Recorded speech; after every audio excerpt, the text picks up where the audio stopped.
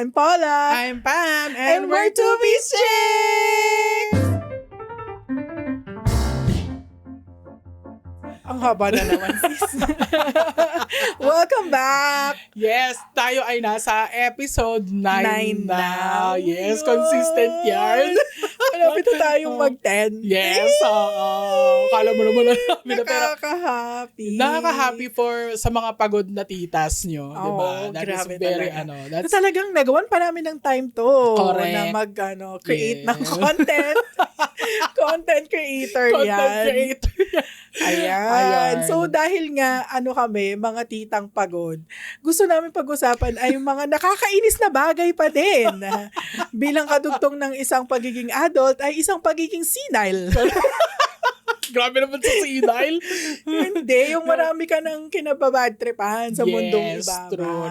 Naisip namin itong topic na to kasi para siyang subtopic under adulting kasi. Oo. Na kaya ngayon mag-share kami ng aming mga Pet peeves. Pwede rin naman mga walang kwenta lang to. Pero ang saya-saya kasing pag-usapan ng mga nakakainis na tao at bagay dito sa mundo.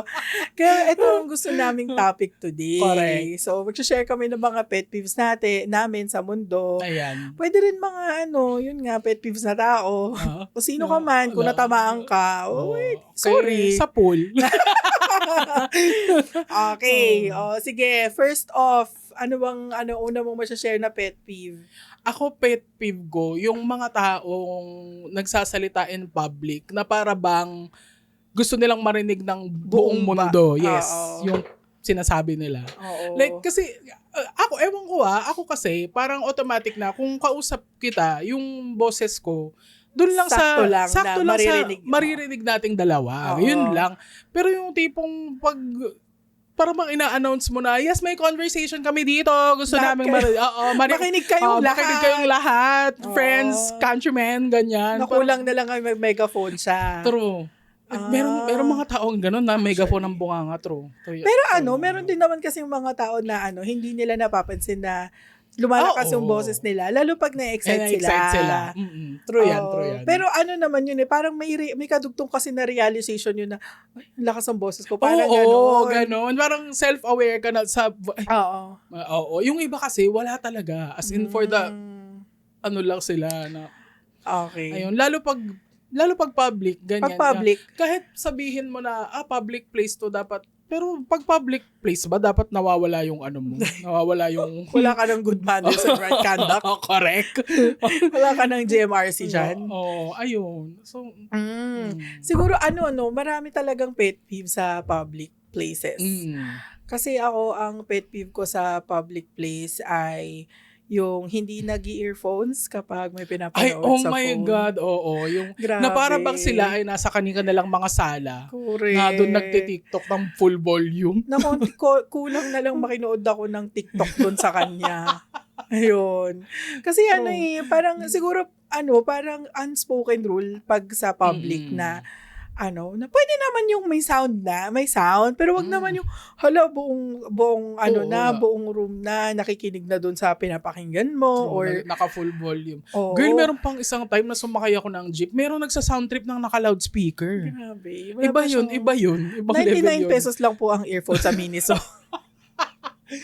Meron nga sa mga tabi-tabi na 50 lang, baka naman, di ba? Oo, earphones naman kayo. Kasi bahalang din naman gusto naming mag-meditate habang nasa public transport. Kala mo naman talaga nagpo-public transport. Pero sa public, like kung gusto namin, lang, payapa lang ang buhay.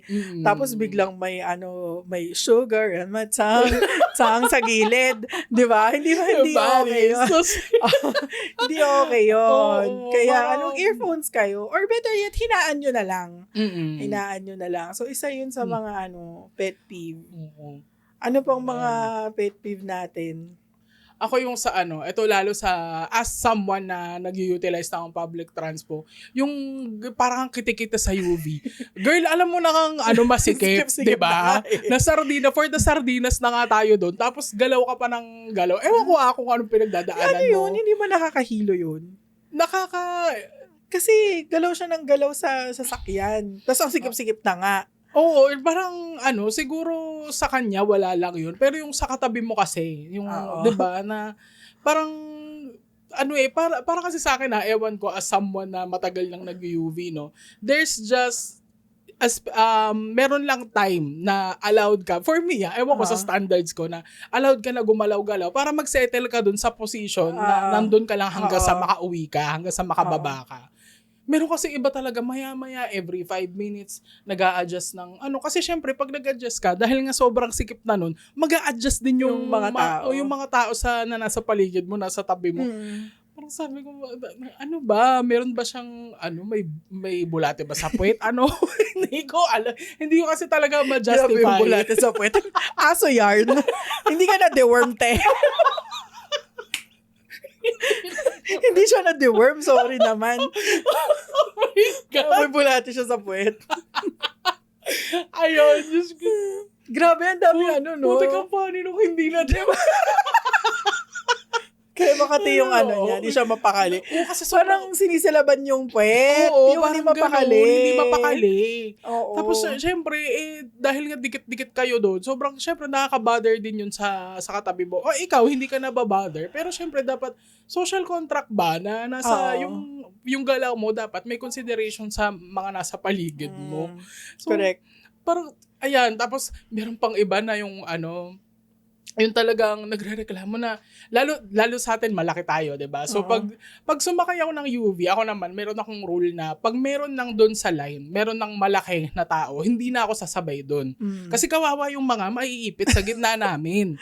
O 'di ba? So sasakay na ako sa ibang row ng ng UV para hindi masikip, 'di ba? Merong isa na si ate, nakita niya na nga ako, nauna ako doon nauna akong umupo doon sa row na yon. Nakita niya na nga ako, malaki na ako, obvious naman, di ba? Siya medyo may pagkatsabi-tsabi rin siya. Siniksik niya pa talaga yung sarili niya doon sa row. Sabi ko, oh my God, ate, doon ka na lang sa likod. Kawawa naman yung nasa gitna. Oo, kawawa talaga si baby boy na estudyante yun yung napagitnaan namin. Sabi, oh my God, kawawa naman siya. Kaya ako talaga nung the whole time hindi na ako gumalaw, ganyan, para hindi nakaka-bother. At si ate, parang siya pa yung may ganang magalit. May sikip-sikip. Girl, nakita mo na ako dito na ang laki-laki ko. Subiksik ka pa talaga. Kasalanan ko pa. Tapos, alam mo yung parang, hindi siya outright nagsasalita na, ano ba yan, yung gano'n. Pero makikita mo kasi sa mukha niya, tas yung galaw niya na adjust. Naawa na lang talaga ako. Siguro senior high yun yung batang lalaki na yun na napaggitnaan namin. Sorry, baby boy. No, sorry, baby boy. Buti, parang parang nonchalant naman siya kasi nakamalaki siyang headphones na ganyan. Tapos nagpo-phone lang siya, ganyan. Pero kasi yung bawat adjust naming dalawa ni ate mo, parang 'di ba nananawagan po ako sa mga katulad kong malalaking tao sa public transport. Pag meron na pong malaki doon sa row, wag na kayong subiksik. Sa ibang row na kayo. Sa ibang row na kayo. Na. Oo. Pero natutuwa ako, meron kasing mga UV driver na talagang ina-arrange nila yung mga tao doon sa van nila. Na, big small tayo para hindi po tayo Meron talaga ganun, solid sinasabi niya. Big small po tayo para hindi tayo para hindi tayo hassle. Buti si tatay ganun, 'di ba? Meron kasi mga ibang UV driver na basta mapuno yung basta makaalis na sila, okay na yun. Hindi, tsaka yung syempre yung ibang driver kasi hindi na sila bumababa, hindi na for the baba para ayusin yung Oo, inaasa na lang nila sa dispatcher nga, yung ganun. So yung mga pasahero na lang, grabe, pawis na pawis po, lapot na lapot, no?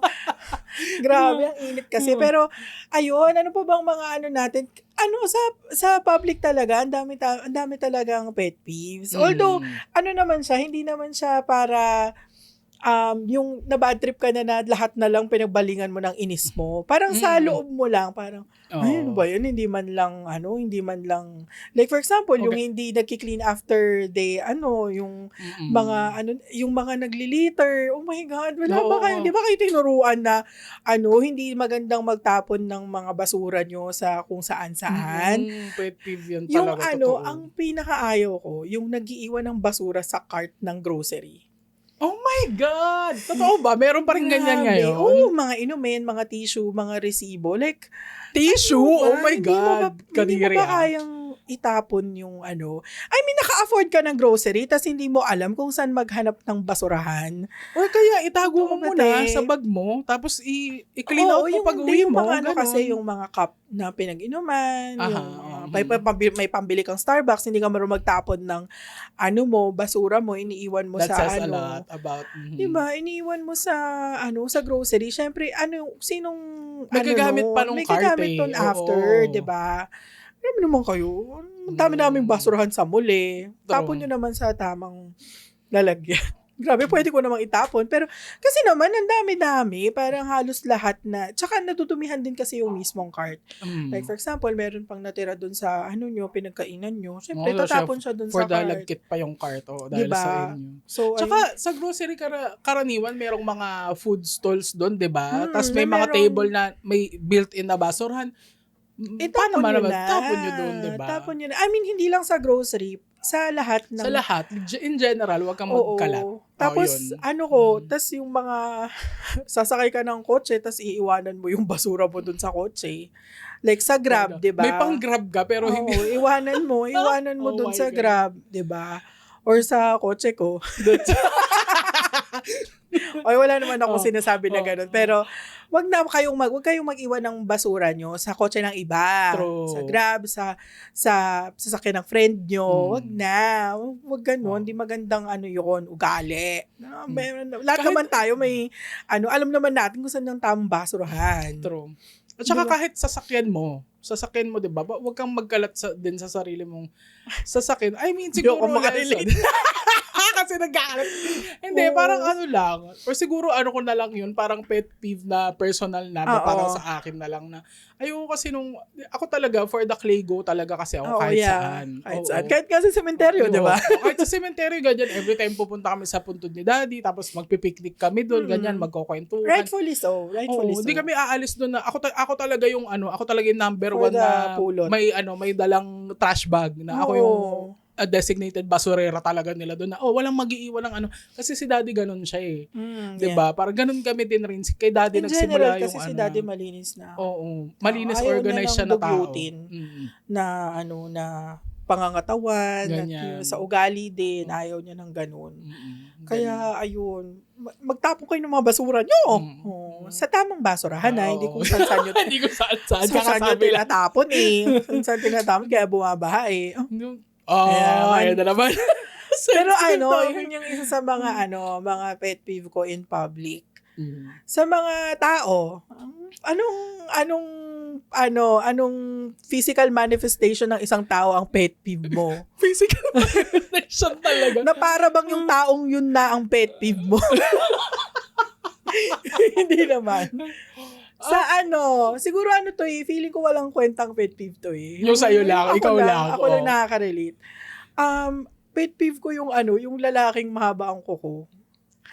Sa kamay at sa paa. Parang weird nga. Kasi nakikringe talaga ako. As in, hindi ko kayang tignan. Pag babae, carry lang. Kasi naman tayo yung nagne-nails, di ba? Yung properly maintained kasi pag sa girl. Pero syempre, pag yung girl ka, tapos yung kuko mo mahaba, tapos may itim-itim. Cannot be. Cannot be talaga. It all boils down to cleanliness pa rin talaga. Cleanliness. Pero kasi, sa boys, kahit malinis yung kuko nila, tapos, basta mahaba. Tapos pointy-pointy. Hindi ko talaga siya trip. Hindi ko talaga siya gusto. As in, hindi ko siya kayang tignan, ganong levels, na parang alam to ng isa sa mga friend ko nung college na every time nakikita ko siya, laging mahaba yung kuko niya. Tapos nainis ako na, pinapalo ko yung kuko niya. Kumay ka nga ng kuko mo, ginaganon ko siya. Kasi nga, ayoko siyang tignan. Siguro, dahil nga din siguro kasi, si Daddy kasi noon ayaw niya ng mahabang nails. Kahit sa girls, ayaw niya. Nga yun, pinagpapaalam pa namin kay Daddy pag gusto namin mag-nail polish. Mag-manicure. Oo, kasi ayaw niya ng ganun. Lagi dapat pudpud yung kuko mo, as in, walang lagi dapat nakagupit. Kaya siguro ganun na parang pag sa boys talaga, sobrang cringe talaga. Hindi ko talaga siya kayang tignan na nasisira yung araw ko kapag... So kahit malinis, hindi pa rin kaya? Kahit malinis, hindi ko kaya. Hindi ko kayang tignan. Na, cringe, parang unusual para sa akin na merong long nails ang mga guys. Okay.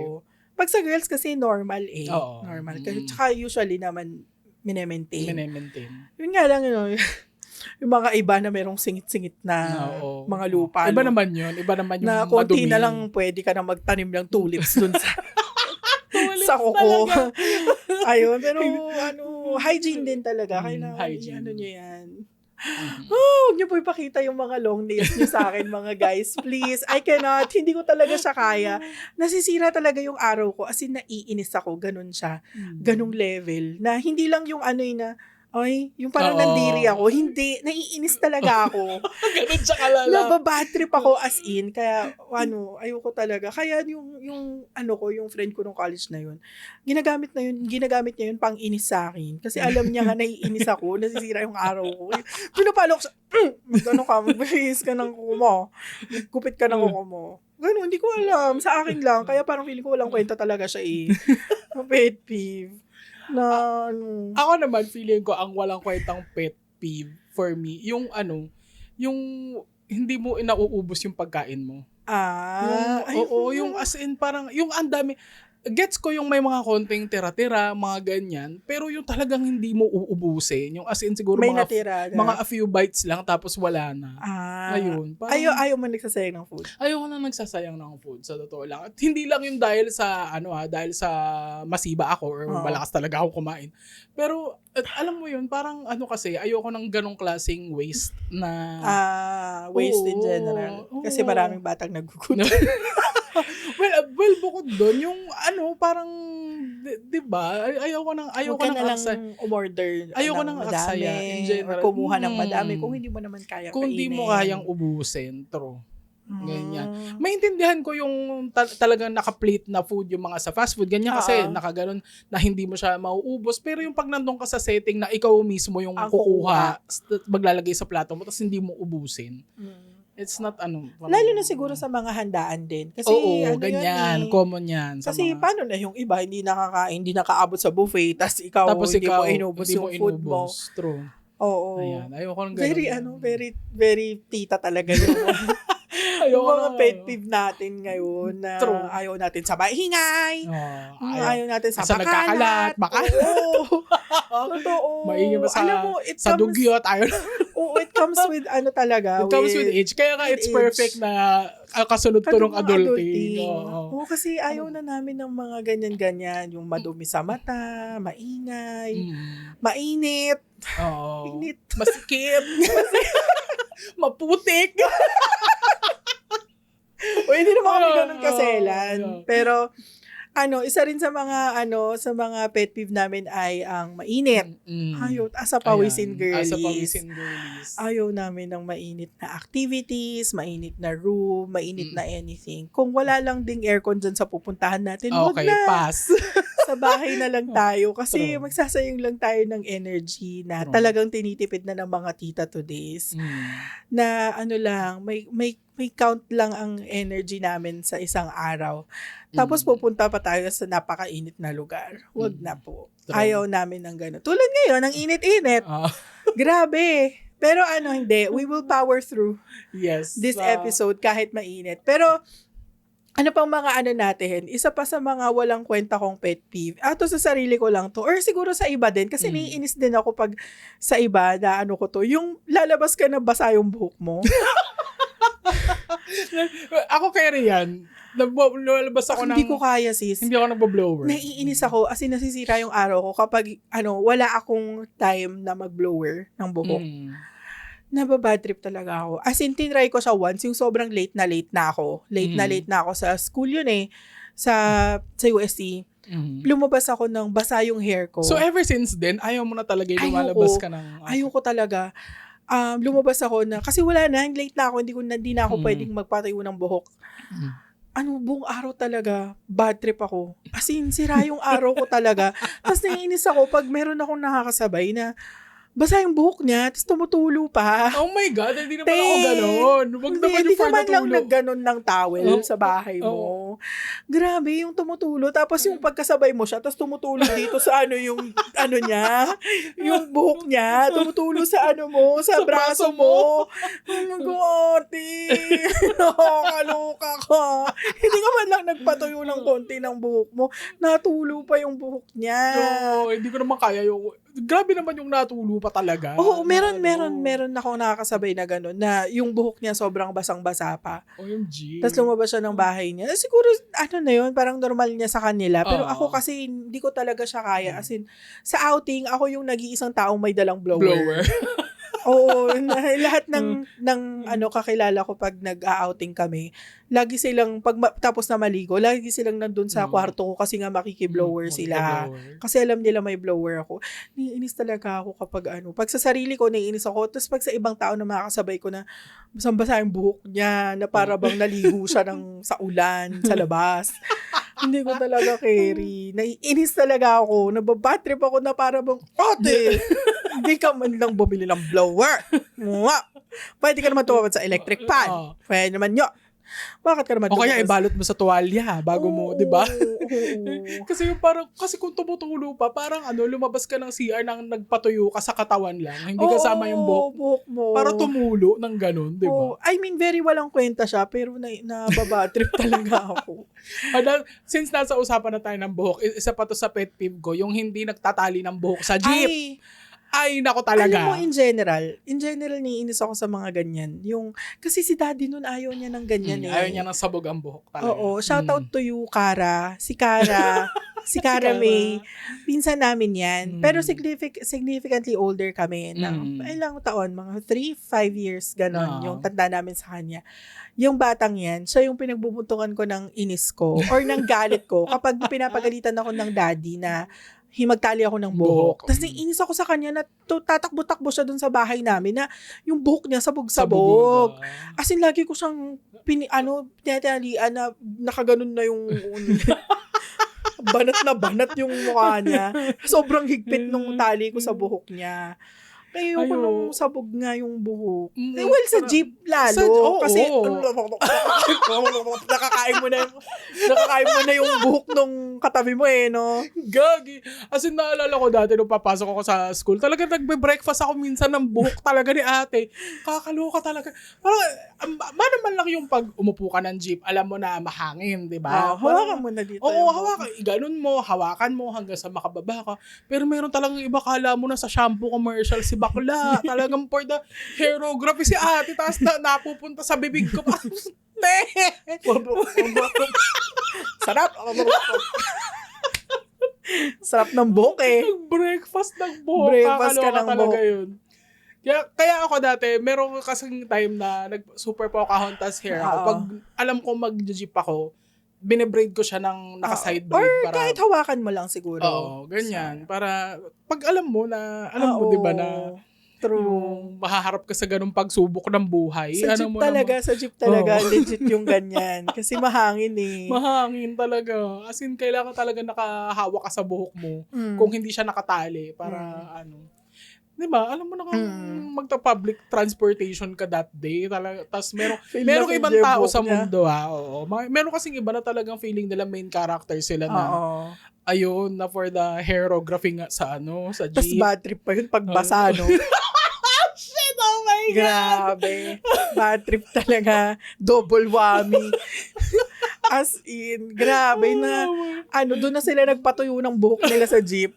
Grabe. Doon na nag-blower. Oo, nakakaloka. Wala man lang konsiderasyon. Speaking of jeep, na isa pa sa mga pet peeve natin, yung nagpapaabot ng bayad. Tapos dalawa lang kayo sa jeep. Para bang kailangan ako yung gumanon sa upuan hanggang sa maabot ko yung driver. Nakaka-bad trip kayo. Manong hintayin mo na lang na mapuno, di ba? Ang ginagawa ko pag ganyan dati, nung nag-jeep ako, kapag alam kong walang laman yung jeep, naka-ready na kasi yung pamasahe ko. Ang gagawin ko, pagsakay ko, didiretso ako dun sa pinakamalapit sa driver. Tapos abot ko yung bayad ko, tsaka ako pupunta sa dulo para hindi na ako abala ng iba. Ang iba talagang tigas ng mukha. Talagang magkaharap kami nun Tapos, paabot po. Ate ko, parehas lang tayo ditong magkaharap tayo. Layo-layo natin sa Hindi mo man lang may ibang sumakay. Parang, low-key inutusan ka niya. Tapos parang ako, ay, abot ko yung bayad mo. Ate ko, grabe talaga. Hindi na lang siya maghintay na merong sumakay na iba. Tapos saka siya magpaabot, di ba? Na para bang inutusan mo ko na responsibilidad kong iabot yung bayad mo. Nakakaluka. Ganun din ang gawain ko dati pag sasakay ako ng jeep na ako yung unang sasakay. So, magbabayad muna ako and then tsaka ako uupo dun sa dulo. Gusto, ganun naman. Wag naman yung dadalawa na lang kayo tapos makikihabot ka pa. Ang malala talaga dun, magkaharap kayo. Ano ba to si ate naman? Kakainis. Ate ko. Parang gusto ko siya. Ate! Hello! Parehas lang tayo dito. Layo-layo natin sa driver. Tapos parang ano pa siya. Talagang hinintay niya Ate? Hello? Kakaloka. Yung mga pet peeve natin sa jeep. Ano pa ang pet peeve natin sa Meron ka pa bang pet peeve? Pet peeve? Dami na namang F. Pet peeve. Pet peeve. Marami talaga actually sa public transport na pet peeve. Yung siguro ito sa akin lang kasi feeling ko specific to talaga sa akin. Merong isang time na sumakay ako ng PNR na masikip, given naman na laging masikip sa PNR. Pero yung magpaparinig ka na parang, yung ito mga parang, passive-aggressive na meron kasing isa sumakay pa alam na kang masikip parang, Lucy, para bang kanya yung PNR. Parang sabi ko, narinig ko talaga, dalawa sila na magkaibigan, ganyan. Medyo siguro nasa... mga tita na din? Matanda na. I think mga nasa early 40s sila na, alam mo yung mga tita sa reunion na taklesa, ganon ang dating nilang dalawa. And parang kasabay ko silang sumakay ng PNR from Magallanes Station So, by the time na nasa Magallanes yung PNR, masikip na nga. Ayan. So, konting-konti na lang talaga yung pwedeng sumakay. Ang dami pa nung nakapila sa likod namin. Syempre, gusto mo nang umuwi gabi na, pagod ka na, ganyan. So, sumakay ako. And ako talaga, pag sumasakay ako ng public transport, I occupy as little space as possible. So, yung bag ko, nilalagay ko sa harapan ko, ganyan, niyayakap ko ng ganon, ganyan. Hindi, basta ewan ko, siguro talagang conscious ako sa mga taong nasa paligid ko pag nagpa-public transport. So, ayan, as little space as I possibly could na talaga nung kaganyan ako. Tapos, sila, syempre, ang disadvantage kasi sa PNR, pag hindi ka matangkad, talagang yung mukha mo ay nasa level ng kilikili ng mga mas manunangkad sa'yo. Which is not my fault. Okay, sorry. I have tall jeans. We have tall jeans. So, ayun, parang siguro nung time na yun, kasi yung mukha nila nandito sa braso ko na So, ganyan. Hindi ako gumagalaw, nakakapit lang ako dun sa pinakamalapit na pole, ganyan. Sabi ko, saglit lang, bigutan na. Tapos maririnig ko sa kanila, maya, nakasikip-sip na nga. Sumakay pa yung isa dyan na malaki, parang, what? Wala naman si tita naman. Si tita baby talaga. Si tita baby at si tita Mirna. Ayan. Talaga sila, parang siguro kaya sila ganun mag-usap kasi feeling nila hindi ko sila naririnig, naka-earphones ako nakita nila na naka-earphones ako. Siguro feeling nila, ay hindi naman tayo naririnig nito, carry lang. Hindi nila alam na yung music ko nun, naka-ano lang siya, naka-low volume lang. So rinig ko yung mga nasa paligid ko. Tapos, ayun yun lang sinasabi nila mula Magallanes hanggang Bigutan Station. Tapos nung pagbaba ko ng Bigutan, talagang pagbaba ko, hinarap ko sa kanila, nakababa na ako, okay na? Tapos nagtinginan silang dalawa, parang shit, naririnig pala niya tayo the whole time. Tapos nagtawanan yung mga babae na nasa paligid nila. Nasabi ko, okay. Actually, yung mga ganyan talaga na mga parinig-parinig, nakakainis, no? Nakaka-bad trip na hindi na lang sabihin sa mukha namin. True. At saka leave that in high school. Number one, tita, kung alam mo naman na masisikipan ka sa PNR, ba't ka nag-PNR, Oo, mag-taxi tita? ka. Taxi ka po, mag-grab ka po. ganyan. Ay, yung mga ganyan talaga. Yung ayaw ko na ganyan, yung sa Grab yung gumagano na driver. Traffic? Traffic naman. Na para bang kasalanan mo. Kuya, number 1, in-accept mo yung booking na to. Oo. At saka number 2, yung nagbabayad naman ako. I mean, kung gusto mo naman mag-skyway, sige go. Pero ikaw naman kasing dumaan dito. Diba? Nakakaloka talaga. Ayoko yung ganong driver. Gusto ko yung mga driver na nagtatanong sila na gusto niyo po ba dito dumaan, ganyan. Hindi yung nagde-decide tapos attitude. Ay, pwede naman Ganyan. silang magtanong na Yes, oo. Pwede Pwede naman pong mag-skyway or expressway, ganyan. Oo, basta Hindi nice ka lang Oo. Gaganon pa. Traffic na naman. Traffic Traffic naman dito. Dapat Kuya, nasa Pilipinas ka. Traffic talaga dito.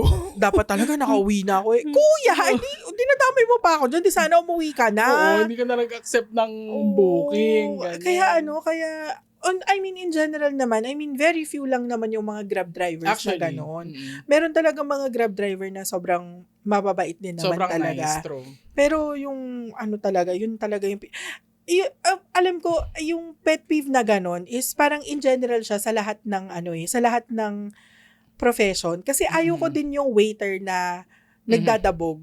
Ayoko True. talaga yung serve. True. Yung, kumbaga, hindi, bare minimum yun ng trabaho mo. Hindi ko naman ine-expect sa'yo na above and beyond na, hello, ilagay mo sa golden platter yung pagkain ko at subuan mo ko, paghimayan mo ko ng bangus at ng hipon. Hindi naman yun ang hinihingi ko sa'yo. I mean, bare minimum na ihatid mo yung pagkain ko ng maayos na hindi mo dinadabog yung kanin ko.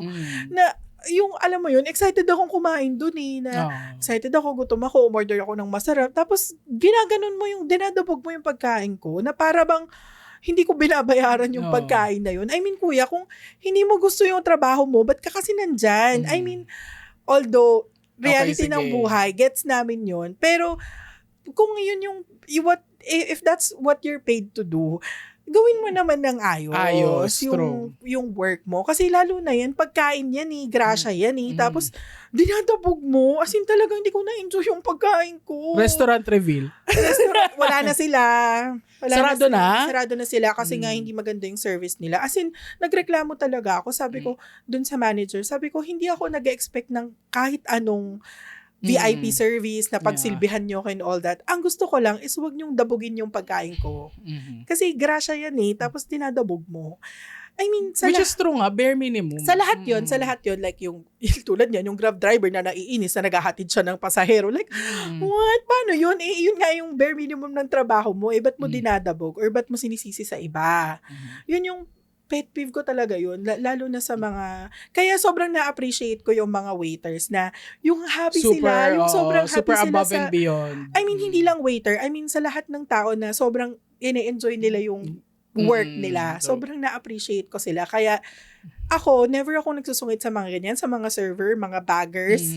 Never ko silang dinabog or never ko silang inattitudean, ganyan. Oo, yung parang, apechona. Ang tawag doon yung, pinamaliit mo yung work nila. Kasi, kumbaga kung wala sila. Oh my God, that's another pet peeve. Yung mga ganyan, yung pinamaliit nila yung mga, yung mga servers, mga baggers, mga cashier. Ayan talagang pinaka-ayoko. Lalo na kapag, naalala ko noon, meron tayong, kasi parang tradisyon namin noon, nung magkakasama pa kami sa house, yung Noche Buena shopping. Noche Buena. Kasi di ba yung mga family ngayon, maaga sila sa shopping ng Noche Buena. Kami hindi. Kami, last minute. 24, mga 5 p.m. kami nagsha-shopping ng Noche Buena. Tapos ang ginagawa namin, lahat kami, buong pamilya, ako, si kuya, si ate, minsan pa kasama yung wife ni kuya, si Pot, tsaka si mama.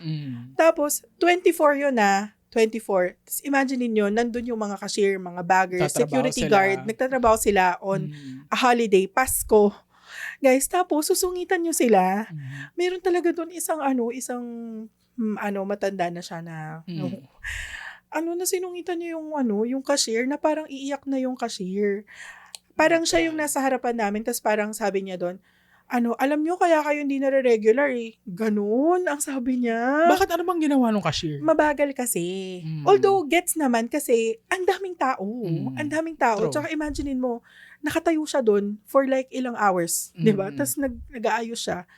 Mabagal yung galaw ng pila. Mm. Although, gets naman kasi nga, rush eh. Mm. Christmas rush. Ang daming tao. Kasi sabi niya, ang bagal-bagal nyo, kaya hindi kayo nare-regular. Sabi niyo, ganun sa cashier talaga. As in, nainis talaga ako. Tapos kaming dalawa ni Kuya nakarinig nun. Tapos ang ginawa namin, dinujoke namin yung ate para na ma-happy siya. Kasi iiyak na siya eh. Ate, okay lang yun, Pasko, no? Dapat hindi pinapapasok yung mga ganyan, no, ate, sa mall. Ginaganon namin siya. Kasi nga, kawawa. Kasi isipin nyo, Pasko, nandun sila, nagtatrabaho sila. Tapos gaganunin nyo. Mabastusin nyo pa. Yun yung mga, parang two sides of the coin. Yung mga ganong tao na ganon yung trato sa mga waiter servers and yung mga servers na hindi nila parang nirespeto yung trabaho work nila True. na para bang sinisisi mo sa iba na siguro pag may naka-trigger sa'yo, I mean normal lang yun. Pero yung wala naman akong ginawa sa'yo pero dinamog mo yung pagkain ko. Eh, syempre, di ba, maiinis ka sa mga gano'n. Yung lahat ng, hindi lang server nga, yung pati drivers, yung mga teller na, Yan. yung mga teller, yung mga government officials na parang utang na loob mo sa kanila, na bigyan kanila ng form. True. Diba? I mean, bare minimum yung trabaho nyo eh. Trabaho nyo yan. Pinili nyo yan eh. I mean, meron sigurong mga chances where hindi nyo pinili na yun yung trabaho nyo. Yun lang talaga yung kailangan yung pasukan para kumita ng pera. Pero, irespeto nyo naman din. Kasi, part kayo ng... Parang I think it's, malaking role yung pinaplay nun na parang kung ikaw kasi mismo, binibilitel mo yung trabaho mo, talagang hindi mo siya irerespetuhin. Yeah. Ganyan. Trabaho yan eh, wala naman yun na kailangan merong prestige na kakabit. Diba? Yeah. As long as it brings food to the table, you respect it. Kasi, diba, ang daming iba dyan, walang work. Gustong magka-work pero walang makuhang work. Alam mo yun, parang... Tsaka talaga, iba talaga yung effect niya kapag ikaw sa sarili mo, gusto mo yung ginagawa mo. Truth. Makikita mo talaga kasi sobrang, yun nga, sabi ko kanina, sobrang respetado ko yung mga ganong tao na sobrang na-enjoy nila yung trabaho na ginagawa nila. Like, yung mga waiters na sobrang saya nila, yung as in talagang i-serve ka nila, na wala naman yun sa job description dapat nila. Pero, ini-entertain ka nila. Yung super extra mile yan. Grabe. Kaya, saludo ko sa mga ganyan. Lalo na kaya super careful ako kapag, pag holiday ganyan. Lalo pag Pasko and New Year. As in, wag mong i-trigger yung mga tao na yan. Kasi, kaya nagtatrabaho sila. Ikaw, nag-holiday ka, Noche Buena ka with your family, tapos dun sila, tatrabaho sila, lalo na yung mga 24 hours na establishment, diba? They don't get to spend Noche Buena with their families, tapos susungitan mo pa. Attitudean mo pa. Diba? Oo. Eh, ang binibili mo lang naman 35 pesos na yellow. Diba? Wag ganon. Kung mga pag-attitude ka, parang yung buong establishment yung binili mo. Parang mahal-mahal ang binili mo. Yelo lang naman ang binili mo. Pwede ka naman uminom ng coke na hindi masyadong malamig. Nang insulto ka pa ng ibang tao. Kakalurk. So, ayan ang mga mga pet peeve. Ano pang pet peeve natin? Isa pa sa mga pet peeve ko ay yung pag tinatawag mo tas di sumasagot. Kahit sino naman feeling ko maiinis sa ganyan. Naiinis ako talaga. Alam mo, punot dulo talaga nito si Kit lang eh. Totoo talaga. Naiinis ako yung pag tatawagin mo siya. Kung natatawagan ng tao, ate, tapos para bang walang narinig. Te! Hindi pa rin nasagot. Ate!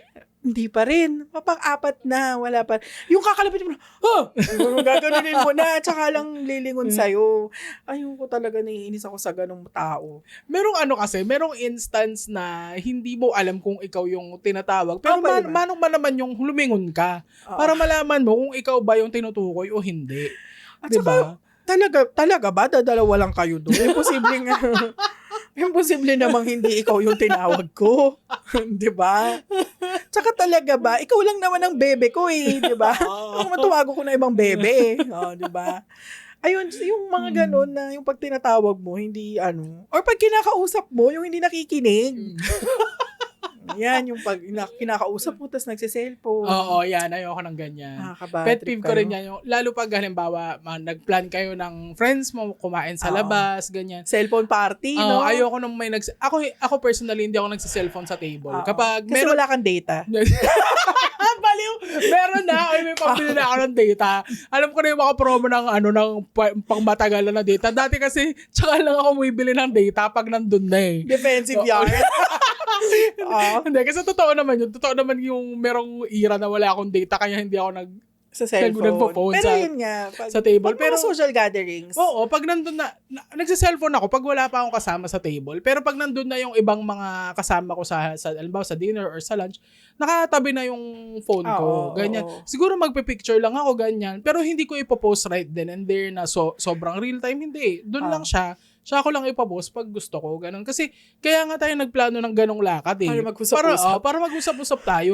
Kasi kung Sana magsa-cellphone tayo, sana nag-zoom na lang tayo. Sa Or messenger na lang, text-text na lang. Text, FaceTime na lang tayo, Oo. ganyan. Parang, ayun talaga, for me, it's disrespectful na Yeah. pupunta ka sa gathering tapos magsa-cellphone ka lang, hindi ka Oo. makipag-usap sa mga tao. Or kahit sa normal na usapan, like sa mga, dinner, pag kumakain kayo, Yeah, diba? dapat walang phone sa, feeling ko kung buhay si daddy ngayon, ganyan siguro ang role Oo, natin. Walang oo, phone or walang tablet phone. sa table. Ganyan. Kasi yun parang, ba yun, hindi mo pinapakinggan yung sinasabi ko. True. Isa pa sa mga pet peeve ko, lalo na kay ate, yung kakain kayo, I mean, na to pang tita na to Okay. Excited kang kumain, tapos, wait lang. Alam niya na, Wait lang, picturean muna natin. Pet peeve ko kayo lahat talaga. Yung nagpe-picture ng cellphone. Feeling influencer. Ay, picture ng pagkain na hindi nyo naman ipopost. Nakakaloka talaga. Memories lang. Oo, as in, I mean, gets ko naman yung iba, pero kasi, yung isang oras mo, hinintay yung pagkain, tapos pipicturean pa ng 15 minutes. Di ba? Nagugutom na ako, kainin na natin yan. As in, lumalamig yung pagkain Tawa siya, relate siya. Kasi yan siya, ganyan siya. Kasi kung picture ako talaga matagal kasi syempre gusto ko makuha yung perfect photo, ganyan. Oo. Saka late in the game na yan siyang nagganyan-ganyan. Hindi na uso yung nagpipicture ng pagkain, ganyan siya. Pipicture pa rin siya ng pagkain niya. Yes, para akong maging late sa mga trend, ganyan. So, hintayin nyo yung mga 0.5 photos ko. Dropping Kaya talaga pagkakain kami, okay na ba? Tapos napicturean mo na ba? Pwede na bang kumain? Grabe, yung mga mga ganyang tao. Ay, meron pa akong isang naisip na pet peeve. Yung sa pila ng transpo, 'di ba, na halimbawa sa BGC bus ganyan. Kasi minsan naaabutan ka nung line na makakat na sa'yo kasi hindi na kasya, 'di ba? So ayoko yung mga tao na hindi bumabalik dun sa designated spot nila sa pila pag hindi na sila nakasampa sa bus. Yung halimbawa nasa harap ko ganyan. Tapos sa kanya nakat yung linya. Hindi na siya babalik doon sa harapan ko, doon na siya sa unahan. Huh? Yung mga low-key sumisingit sa pila, gano'n. Halimbawa pila, 'di ba? So, pero kasing mga iba na pipiliin nila na wag nang sumakay, wag nang sumiksik, 'di ba? So, parang nagkakaroon ng kayo na po, sige kung gusto niyo po sumakay. So, nagkakaroon na ng tao doon, ganyan na maghihintay na lang ng next ride. Tapos, ikaw na kunyari na ikaw feeling mo kasya ka pa pero hindi na, nung ka pumipila doon sa harapan ng taong naunang mag-cut nung line. So, technically, para ka sumingit sa pila. I mean, hindi ka ba aware na, di ba, pet peeve ko yun. Tapos yung mga taong ganon, karamihan ng mga na-encounter ko is yung para sila mga oblivious na pipila sila, tapos magsa-cellphone na lang. Na kunyari, wala silang ginawang masama. Parang ganon. Ayun talaga, super sa isip ko, pag ikaw yung taong yun, minumurder kita sa isip ko, like hanggang makauwi ako, ganun ako kainis sa mga ganong tao. Wala akong pakialam kung senior citizen ka, Gen Z, Gen Alpha, Millennial. Pag nagsingit ka sa pila, tas alam mo na marami kayo na gustong umuwi, masama kang tao for me. Like, may special place ka sa hell. You have a special place in hell talaga. Oo. Diyos ko. As in, di ba, parang ang common sense na dapat babalik ka dun sa kung kasi alam mo naman kung Nasaan sino ka yung nasa harap mo, nasa likod mo. Di ba, kung gusto mo kung like, nauna ka pero hindi ka nakasampa, bumalik ka dun sa spot mo. Di ba, hindi yung uunahan mo yung tao na, tas parang, ang kinaiinis ko pa is walang pumapalag. Like, pag mga ganun, parang, ay, ate, ako po yung nauna. Balik po kayo sa spot nyo. Walang ganun. Ewan ko ito sa pila ng BGC bus, hindi ko to nakikita. Pero alam mo kung saan merong nagsasaway. Sa pila ng bus, papuntang Alabang. Sa Ayala to. Yung mga doon, yung mga dispatcher doon, talagang kita nila kung sino yung mga sumisingit, tapos kino-call out talaga nila. Which is, tama naman. Which is tama. Dapat naman talaga ganun. As in, wala silang pakialam kung mapahiya ka. Pag sumingit ka sa pila, kiss ka talaga. Hindi siya. Tapos parang merong iba na kunyari, alam mo naman na merong area designated for seniors, PWD. Tapos yung casual kang uupo doon, na hindi ka naman senior, hindi ka naman PWD, ganyan, 'di ba? Tapos yung mga natawa ko doon sa mga kuyang dispatcher doon kasi talagang beast mode talaga sila. Ikaw, bakit? Ano ka ba? Yan, PWD ka ba? PWD ka ba? Ay, hindi po kuya. Yung tinis ka pa yung magmamaang-maangan ka pa na parang wala. Oh my God, parang ang obvious may sign doon na PWD senior lang. Tapos uupo ka doon na parang wala kang, di ba? Ay, ganun po ba? Ay, hindi ma'am, nung kayo sa likod. Yung pag wala ka ng pambara. Kalokatan. Kaya saludo talaga ako. Shout out sa mga dispatcher ng bus dyan, yung Ayala to Alabang, and Alabang to Ayala. Talagang saludo ako sa inyong mga kuya. Talagang hindi yung pinapayagan yung mga sumisingit na yan. Meron pang isang time na isang tropa sila ng mga bata na talagang sumingit, talagang dumiretso dun. Kita na nila na nakaisaw na yung pila, tapos dumiretso sila dun sa PWD senior area. Saan punta? Sasakay po. And then, dun pumila kayo, kita nyo haba-haba ng pila, ganyan. Ano ba, makabulag ba kayo? Sabi ng kuya. Very good ka, kuya. Talaga. Kaya minsan gusto kong pumipila doon. Parang, okay naman. Parang mas komportable sa akin na mag-UV kasi kasi sa bus parang may eksena doon na tatayo ka na pag wala nang seat, 'di ba? Minsan talaga pupunta lang ako doon for the drama kasi talaga may dala kang popcorn. for the talaga doon sila kuya, talagang wala silang no holds barred sila doon mga pahiya ng mga naniningit sa pila. Yan, ayaw ko ng mga ayaw ko ng mga sumisingit sa pila. Ang dami talagang pet peeve sa public transpo. Kaya talagang maaga akong nag-retire sa public transpo talaga. Pero marami din namang pet peeve sa mga private car owners. Naman. Yung mga hindi nagsisignal. Talagang may internal monologue ako dyan sa kotse. Walang signal? Walang signal, liliko? Hindi marunong gumamit ng signal? Pero di ba yun? Like, pag di ba, no contact apprehension na ngayon, di ba? Points ba yun? Depende kasi. Kasi pag sa naman, baka parang ang count doon is swerving, yung bigla kang nag-change ng lane. Yung mga ganyan-ganyan. Pero yung mga normal na yung liliko, tas hindi magsisignal, bigla-biglang nag-overtake, yung mga taing-tae. Taing-tae, yung gustong laging nag-overtake. Parang ang dami-daming laging hinahabol sa buhay. Yan, yung mga tapos yung mga, yun nga yung mga backseat drivers. Oo naman, that's drivers. Oo, si mama ganyan Sabi ko, ma, passenger ka ha, hindi ka driver. Hindi ka driver. Passenger ka dito. Walang say ang passenger dito sa kotse ko. Naganoon ko siya.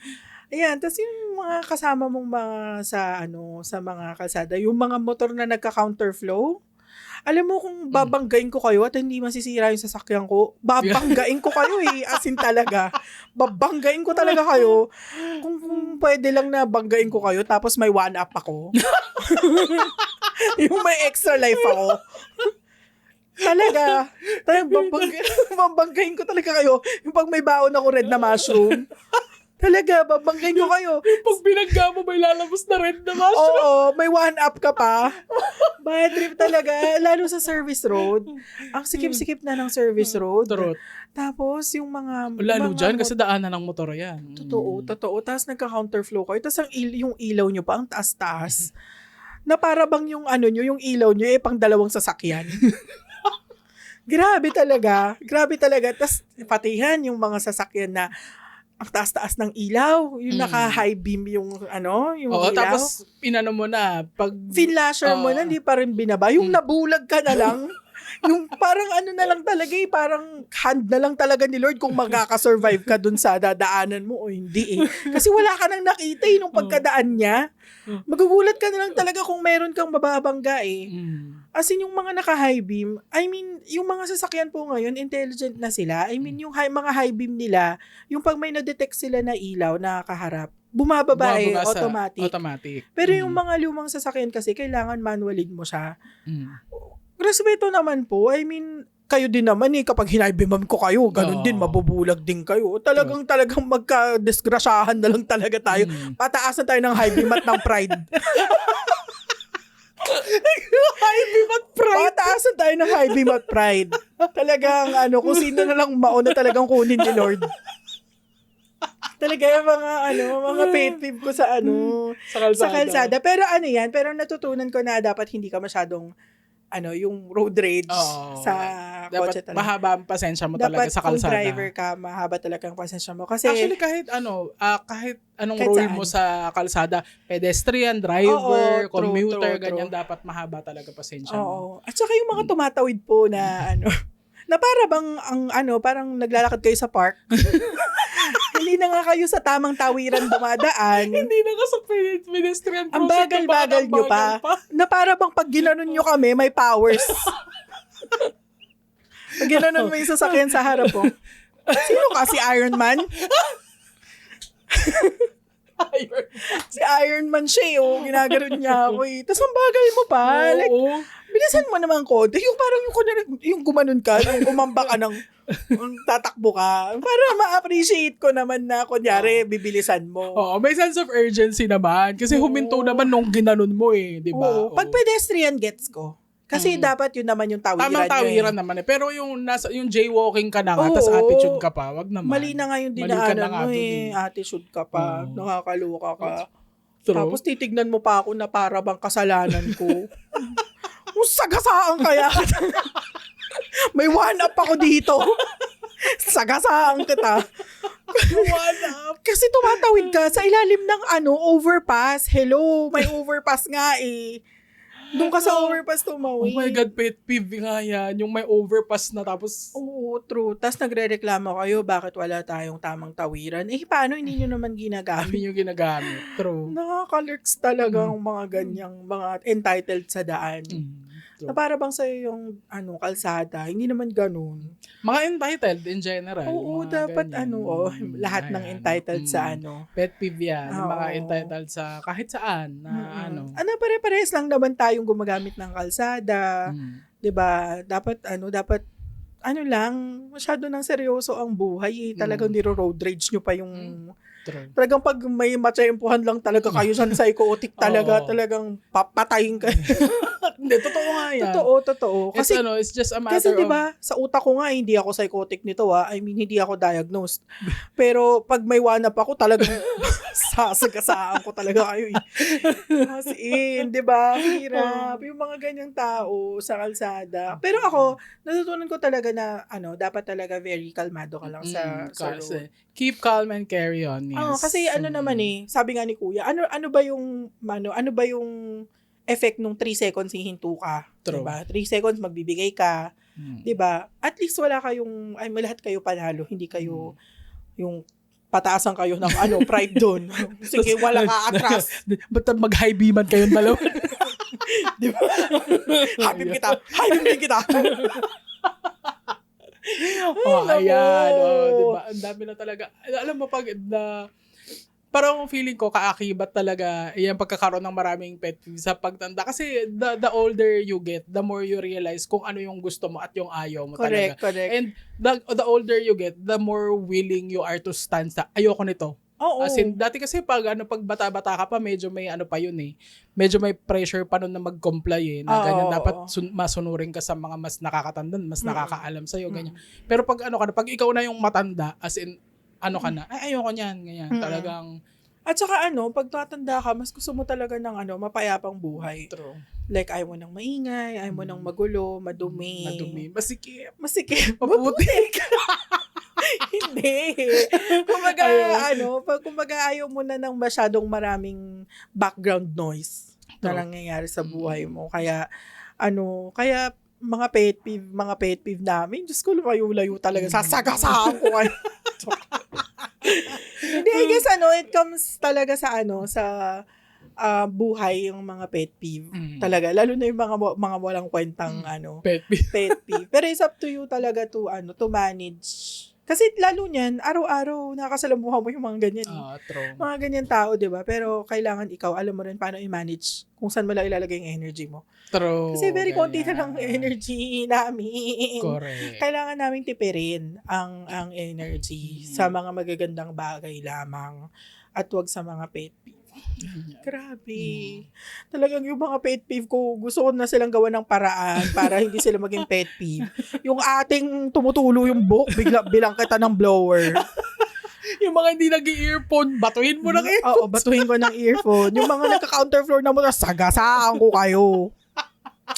Yung talaga tipong ikaw na lang talaga Ikaw na lang mag-a-adjust. talaga mag-adjust. Pero, ayun nga, I think that's the parang yan yung marka ng pagiging mature person na imbis na na fight fire with fire is ka na lang, ikaw na lang talaga yung mag-adjust. Parang, sige, oo, totoo naman, which is ikaw kasi yung may ayaw nun eh, 'di ba? So, hindi ibig sabihin nun mag-a-adjust yung mundo sa'yo. Oo. Na na lang, yun nga, i-manage mo yung energy mo na huwag kang masyado mag-focus dun sa kinabubisitan mo, 'di ba? Doon ka na lang sa nakapagpapasaya sa'yo, mga ganyan. Although din yun eh, parang right balance between i-call out mo ba or hindi. Yes. Kasi ang hirap din naman na yung ibang tao, parang baka kasi nasa isip nila, okay lang kasi. Oo. Okay lang kasi ganito ginagawa ko, 'di ba? Pero call out mo din, yung lalo na pag sumusobra na talaga, True. call out mo din. Para sila din, alam nila, aware sila na na kailangan nila mag-earphones. True. At kailangan nila dumaan sa Miniso para bumili ng Bumili ng earphones. Kaya ayun, yung mga pet peeve na yan, kung nakikinig ka man dito at isa ka sa mga nabanggit namin. Yes, time to self-reflect, Oo. guys. Oo. Kasi, parang, ayun nga, yung katulad nung nabanggit namin kanina, it's an unspoken rule, ganyan. Social contract, this concept should have been taught to you in GMRC. Oo. Na dapat, ikaw, as functional part ng society, dapat meron kang consideration sa other members ng society, hindi lang sa sarili mo. So, yes, yun yung tinatawag Although, natin. hindi naman namin sinasabi na hindi kami pet peeve ng Oo, meron. For sure naman. For sure, pet peeve nyo kami. Meron Mga kaming tao ayaw ginagawa sa maingay. na kinaiinisan nyo, ganyan. Ayaw sa maingay na babaeng malaki na boses bakla, ganyan. Oo, ayaw sa mataba. 'Di ba? Ewan ko sa inyo, anong childhood trauma nyo, ayaw nyo sa mataba. Ayaw sa mataba, o. 'Di ba? Hindi naman sinasabi na hindi kami pet peeve ng ibang tao at hindi kami naging nakakainis sa public setting. It's just that ito yung mga gusto naming sabihin para yung mga iba din maging aware kayo. Yes. Na hindi siya maganda. I mean, yung iba dito kahit wag nyo nang pansinin, pero yung mga sa public place Like sana. catering, mga Proper ganyan. proper decorum. Proper decorum, yes. Kaya ayun, 'di ba? Ang dami na naman nating aral at mga walang kwentang bagay na na-share dito. Ayan. Pero ayan ang namin. Grabe yung na to, episode na to. Grabe, parang ang dami niyang na-trigger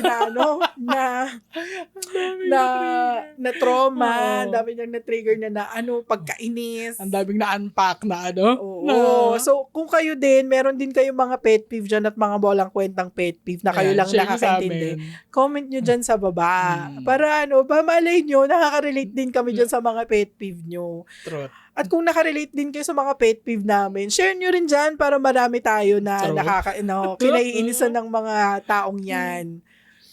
Kung meron pa kayong gustong i-share or gustong i-plug. Plug? Wala. Wala na. So, kasi naka-plug na siya ayun. ay, ito nga pala. Bili kayo ng bili kayo libro. ng libro ko, ganyan. Ayun, so with that, we are ending this episode. With With that. wala nang nasabi kasi naiinis na siya. Mga pet peeve niya. Pero ayun, we're ending this episode. I hope kayo nakarelate kayo, and kung meron pa kayong gustong pagkwentuhan namin, comment below. Comment nyo lang dyan sa Yes. baba. Okay? Para pag-usapan natin yan sa next episode. Next episode na ba? O sa next siguro. Okay? Basta sa mga susunod Sa na mga episodes. susunod. Yes. With that, we're ending this episode. Thank you so much. Thank you guys. See you sa next episode. Bye. Bye.